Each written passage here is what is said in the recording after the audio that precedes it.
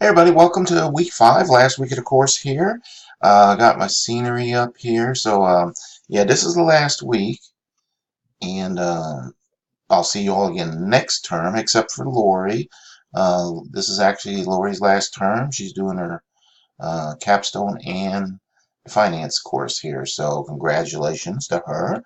And let's move on here. I got the scenery, and so I've been going through this, I guess, last 3 weeks, the same thing about not being, don't get upset about the, results you get with the work you didn't do.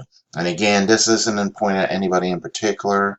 It's just an overall observation from other courses I do and different things, and I'll just try to instill some positive habits and stuff. So last week I went over this again. I also mentioned some, grading requirements and stuff like that. So hopefully all of you have watched the video and won't have any surprises in the future. So don't be upset by the results, the work you can get. Uh, I use running analogies. Those of you who've been with me a few years, I use these running analogies or running as an example. One of the things you have to have in life, in school or anything, you gotta have self-discipline, and you gotta just instill that self-discipline in yourself. Regardless of what your situation or what may happen this week, last week, next week, I got the kids running in the rain. They don't care if it's raining or not, and so I kind of equate that to the running thing. Like runners, but people who are in all sorts of different things, maybe it's sports, academics, an engineer, whatever the case is. There has to be self-discipline and willpower, regardless of the elements. And again, I use the runners because it doesn't matter what the weather is. Uh, it's every day. There is no I'll wait till next week type of thing. Uh, you've also got a hatred. You have to possess a hatred for failure, for just settling or just not doing your best. You know, you've got to hate that or dislike it or whatever word you want to use for it, and not just settle. Um, and so that's just an important thing about how you look at yourself and how you do stuff. You just have to have these habits. Working on the habits. Um, Sometimes kids get started at a young age on habits or in sports or whatever, and they grow up and they get good at a certain thing. That's true for all of us, though. We don't have to do that. As an MBA graduate, I mean, an MBA means you are going to be a leader, a mentor, an example, and people will watch you. And again, you have to develop some good work ethics, habits, and so forth. Past behavior is the best predictor of future behavior. So if you find yourself in a situation where, oh, you're, like, okay, with an MBA, MBA is a full-time job. Unlike the undergrad may have been full-time for you too, depending, but MBA, you're at a different level now. You're at, the leadership level, management level, for be it now or in the future. And the way you operate personally, if you're always behind on schoolwork or,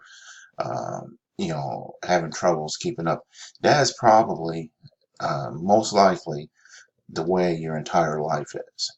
You're having problems keeping up with different things, or doing things on time, or whatever the case is. It could be in your job, your personal life, family, uh, the soccer mom or dad commitments, or whatever it is. Uh, Most people are usually behave or have the same type of habits, work ethics, and so forth. And that gets back to my thing, settling or not doing the best you can. So we're talking about, you just need to develop positive habits, self-discipline, self-management, willpower, focus, and just be the boss of you. Don't let these things control you and tell you how to do things. You need to reschedule, uh, make your schedule, set your habits, the positive habits, not the bad habits, and just be your own boss. And so that'll do it for this week. And next week maybe I'll talk about something different. So, all right. So that's that. Real quick into the course. Uh, you got the same thing this week. You got the discussion, homework, and quiz, and then you also have your final project. The homeworks, some of you have been in touch with me, so if there's any issues, just, we'll get in touch. Also got the survey, we try to, we ask you to do that every month, every term, so we know if there's something, we need to fix or something. I've talked to a few of you about this is the first time this version of this course has been run. One of my observations from the previous version was it was too difficult. Now, I know some of you may just have gasped at, you mean it was more difficult than this one? Yes, it was. So, anyway, if you got any suggestions or anything, good or bad, positive, negative, let us know. So everything else the same this week except your project. So, in this project, I assume you've been working on it. You're basically comparing two terms. Now, this line here is important to understand about this course. The project and the course is designed to teach students how to read and comprehend financial statements and overall performance. All right. It's not designed to make you an accountant or an expert. It's making you that you can comprehend and understand what you're looking at. All right.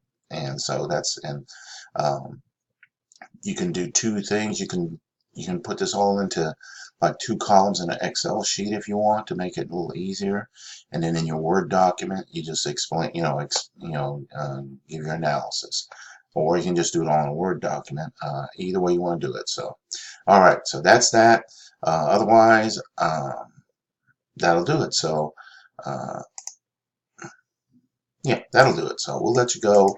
Have a great week. Don't, if you got any problems or anything, please get in touch.